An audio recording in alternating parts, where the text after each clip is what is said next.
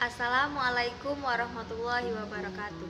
Perkenalkan, nama saya Desi Putri Ramadhani. Saya dari kelompok 9 NIM 482012007020. Baiklah, saya di sini akan menjawab soal kuis. Yang pertama, jelaskan definite artikel dan indefinite artikel. Definite ialah kata yang sudah pasti yang menggunakan D, digunakan pada hal yang spesifik atau setelah jelas, yang meliputi orang, benda, maupun pemikiran. B, indefinite artikel ialah kata yang tidak pasti menggunakan E dan N. E dan N digunakan pada hal yang tidak spesifik atau belum pernah diterangkan sebelumnya, yang meliputi orang, benda, maupun pemikiran. Kata ini hanya digunakan sebelum kata benda yang dapat dihitung tunggal. 2. Jelaskan perbedaan artikel E dan artikel N. Jawab. Jika awalan dari kata benda yang ditulis itu berbunyi konsonan, maka menggunakan E. Tetapi jika awalan dari kata benda yang ditulis itu huruf bersuara atau vokal, maka menggunakan N. Huruf vokal ialah A, I, U, E, O. 3. Jelaskan keadaan kapan kita menggunakan artikel D. Jawab. D digunakan pada hal yang spesifik atau lebih jelas, atau telah diterangkan sebelumnya, meliputi orang, benda, maupun pemikiran.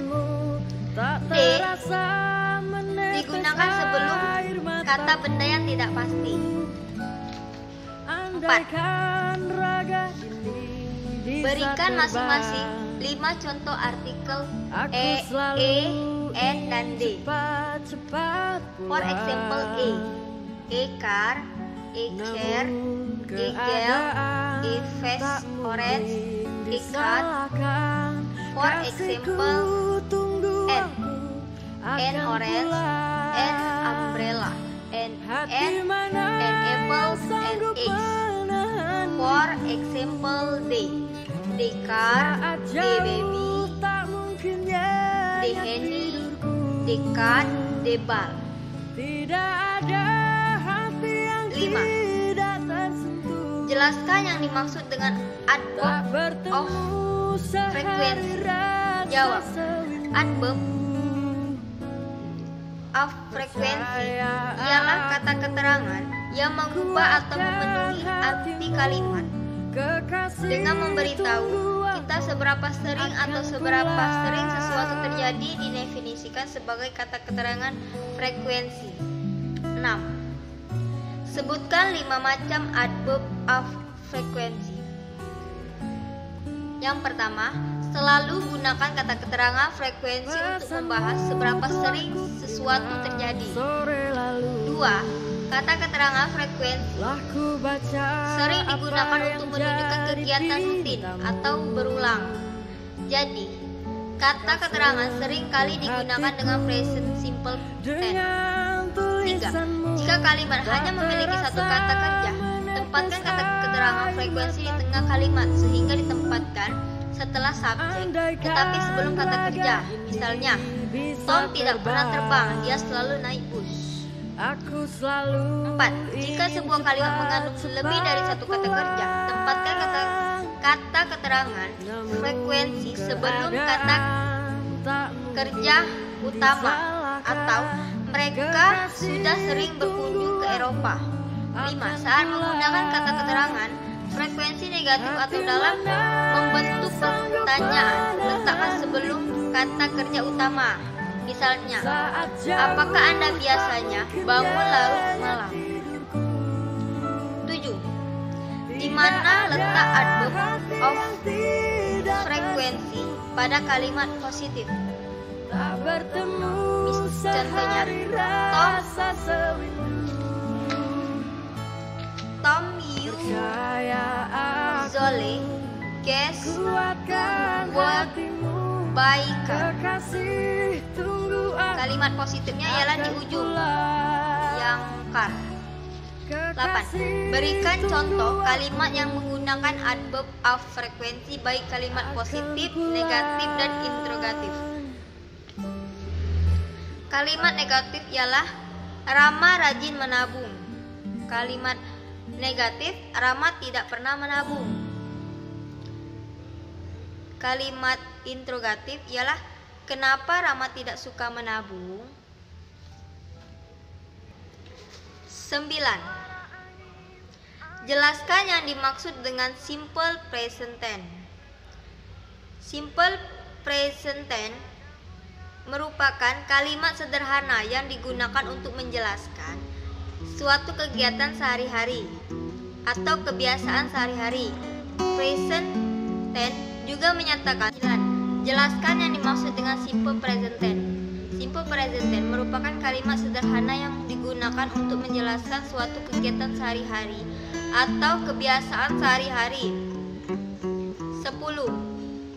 Apa perbedaan kalimat nominal dan kalimat verbal? Kalimat nominal yang pertama positif. Kalimat positifnya ialah subjek plus to be one plus noun verb plus object. Kalimat negatif subjek plus to be one plus noun verb plus object. Kalimat interrogatif to be one plus subjek plus noun verb plus object. Kalimat verbal, kalimat positifnya ialah subjek plus verb one plus object. Kalimat negatif subjek plus do not atau does not plus verb one plus object. Kalimat interrogatifnya do atau does atau does plus subject plus verb one plus object. Nomor 11. Jelaskan rumus mengenai kalimat nominal pada simple present tense. Baik kalimat positif, negatif, dan interrogatif. Berikan contoh di setiap kalimat. Pertama, kalimat positif. Rumusnya ya subjek plus to be plus noun adjektif atau adverb. Noun verb atau bukan kata kerja. Verb dapat berupa kata benda, kata sifat atau kata keterangan. For example, he can, artinya mungkin dia sakit. Kalimat negatif ialah rumusnya subjek plus to be plus noun adjektif plus adverb. Nominal negatif dibentuk dengan menambahkan not di belakang to be. Contohnya, you are not sad, artinya kamu tidak sedih.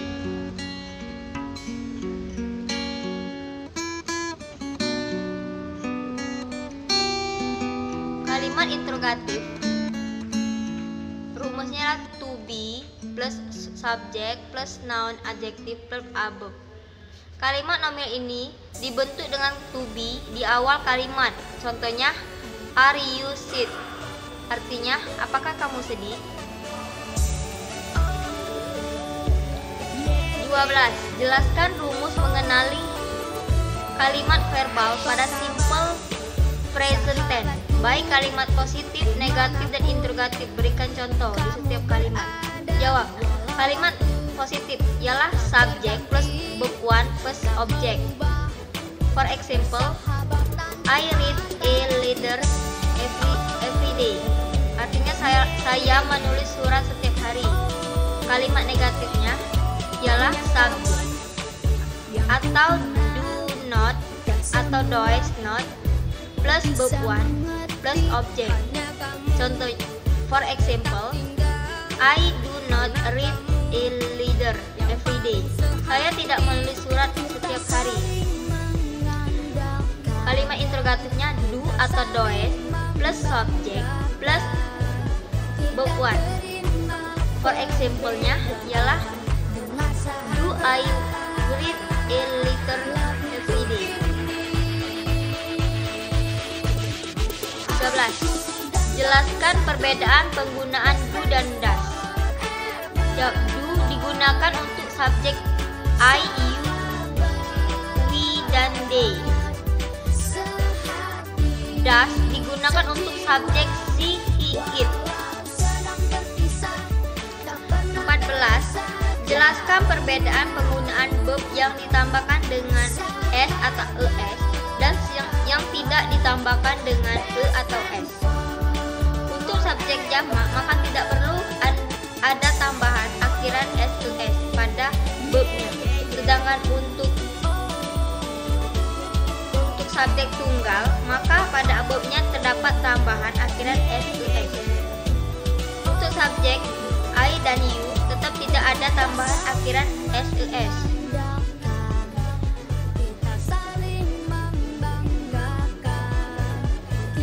15. Jelaskan perbedaan singular noun dan plural noun. Berikan contoh. Singular noun, ketika kamu berbicara tentang satu atau tunggal, orang, hewan, tempat, atau benda, maka gunakan singular noun. Gunakan e dan n. Sebelum kata singular noun itu merupakan huruf vokal a, e, i, o, u. For example n. An umbrella, an egg, an orange, an ice cream, and uncle. For example a basket, a rainbow, an ball, an monster, and car. Plural noun.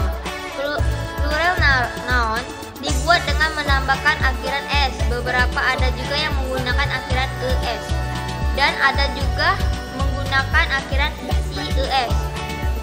For example a strawberry, a monkey, a wolf, a hippo, a hero. For example plural: strawberries, monkeys, wolves, hippos, heroes. 16. Jelaskan perbedaan countable noun dan uncountable noun. Countable noun ialah kata benda yang dapat dihitung secara langsung seperti one pencil, two pencil, dan lain-lain. For example-nya adalah I have some flowers. Aku punya beberapa bunga. Uncountable noun ialah kata benda yang tidak dapat dihitung berupa benda, zat, ide, abstrak, dan emosi. Contohnya red, sugar, oil, milk, calf, teh, money, love, dan lain-lain. For example-nya ialah Desi buy a bottle of water. Desi membeli sebotol air. 17. Jelaskan perbedaan abstrak dan concrete noun. Berikan contoh. Abstrak noun ialah kata benda yang tidak dapat dilihat, tidak dapat dirasakan. Abstrak noun digunakan untuk menyatakan ide, konsep, sifat, atau karakter dari seseorang. Misalnya happiness, heart, love, dan lain-lain. For example-nya ialah I want to get justice about my case in the court later. Saya ingin memperoleh keadilan pada kasus saya nanti di pengadilan. Concrete noun, kata benda yang menunjukkan suatu material atau benda yang berwujud nyata. Contohnya nama orang, nama negara, kata bulan, nama satu tahun, perusahaan, dan lain-lain. For example-nya lah tree is only a by where what the seed. Hanya ada seseorang lelaki yang memakai kaos putih.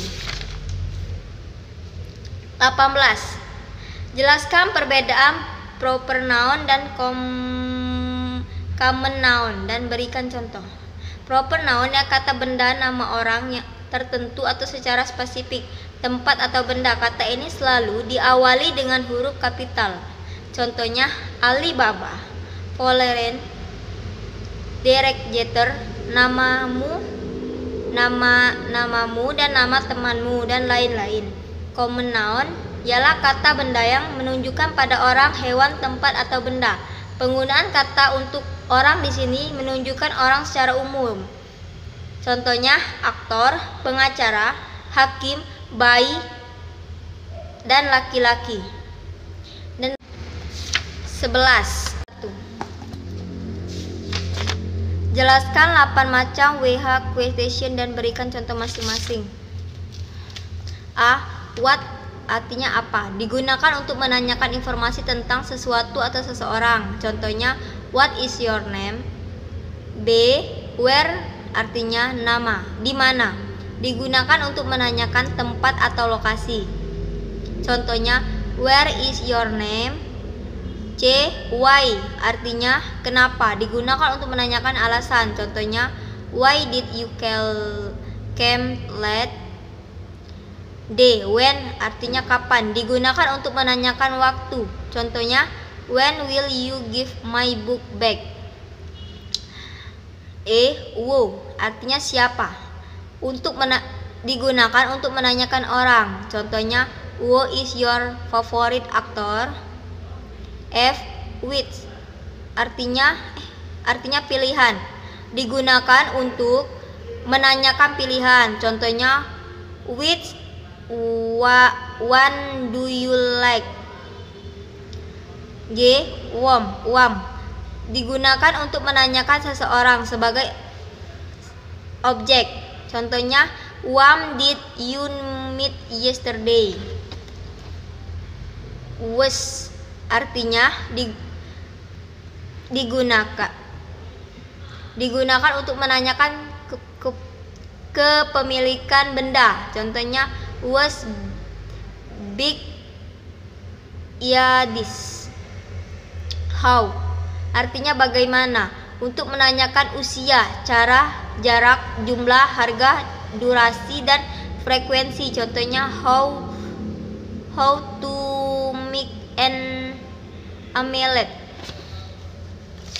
22. Bisakah quotation digunakan dalam kalimat negatif dan interrogatif? Bila bisa, berikan contoh, dan bila tidak, berikan penjelasan. Bisa. Kalimat negatifnya ialah you are not doing homework. Artinya kamu tidak mengerjakan pekerjaan rumah. Kata interrogatifnya ialah where you go. Artinya apa kamu pergi. Terima kasih. Baiklah, terima kasih. Saya akhiri. Wassalamualaikum warahmatullahi wabarakatuh.